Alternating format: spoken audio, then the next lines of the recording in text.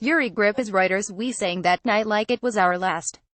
Don't Ask, Don't Tell had just been repealed, but open transgender service was a distant dream.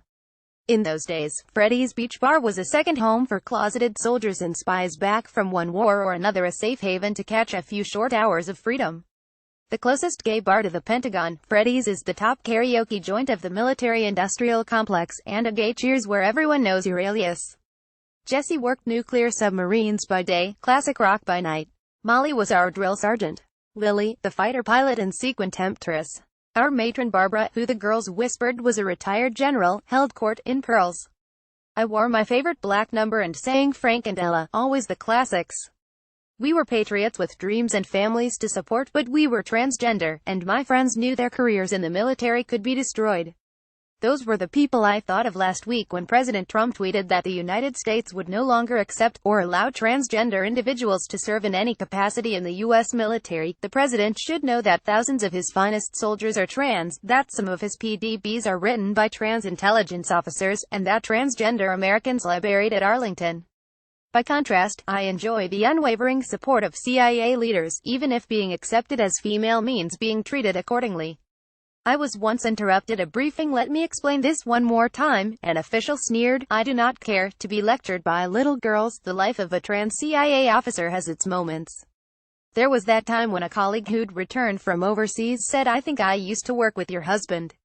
She meant me. Then Human Resources nearly canceled my health insurance because your husband appears to have left the agency.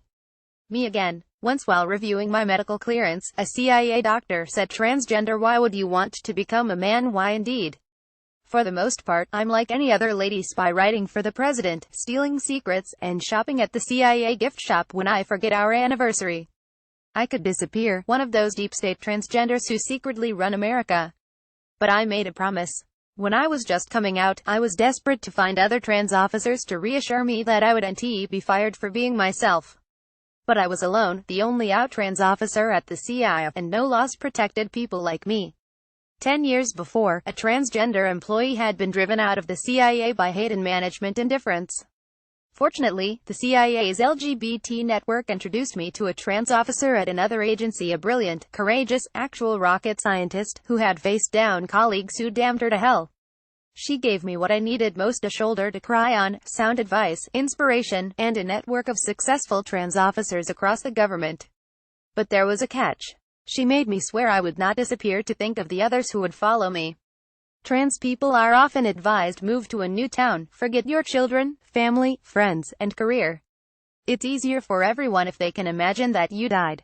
A psychologist once told me that I got addicted to the idea of being a woman at age 7.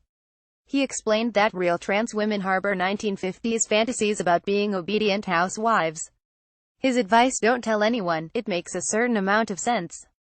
Trans people, especially trans women of color, are subject to horrific violence. Even today, it is perfectly normal for comedians, politicians, and pundits to depict trans people as predators, perverts, and diseased weirdos. So the president's tweets tread on familiar ground, distorting our lived experience. Long before transgender service burst into the public consciousness, closeted soldiers served with distinction. Most took their secret to their rest, in places like Arlington Cemetery. But the tweets also told active duty trans soldiers that their sacrifices over the last decades of war meant nothing. Soldiers like my friend Jesse, who the Defense Department encouraged to come out, were left in terror of being fired or forced to lie to continue serving their country. My brother, a Marine, tells me that during the Don't Ask, Don't Tell years everyone knew gay soldiers, but he couldn't imagine betraying a fellow Marine. Marine General Joseph Dunford, the chairman of the Joint Chiefs, has said the military will treat all of our personnel with respect. Will he enlist his Marines in a purge of their brothers and sisters? Secretary of Defense James Mattis can look to the experience of 18 countries, including Britain, Canada, and Israel, whose militaries have had open trans service for years. He can cite the Defense Department's own RAND study, which found minimal costs to trans service. He can ask why a trans soldier is unfit for duty when their CIA counterparts can serve at their side. The CIA and the U.S. military stand together on front line, and are bonded by a love of country and a willingness to go where others cannot. We represent America to governments that imprison LGBT people, and we cannot defend freedom abroad if we abandon it at home. The LGBT community knows that social change depends on our coming out, speaking out, and staying out. We learned long ago, it was never about the water fountains. It's not about who we marry or which bathroom we use. We will not be erased from public life or denied the dignity of serving our country. We are your sons and daughters, your soldiers and spies.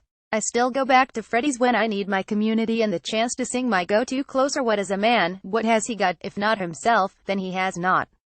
Once, a veteran in an Omaha Beach hat stood and joined me. The record shows I took the blows. How could we not finish together? I did it my way.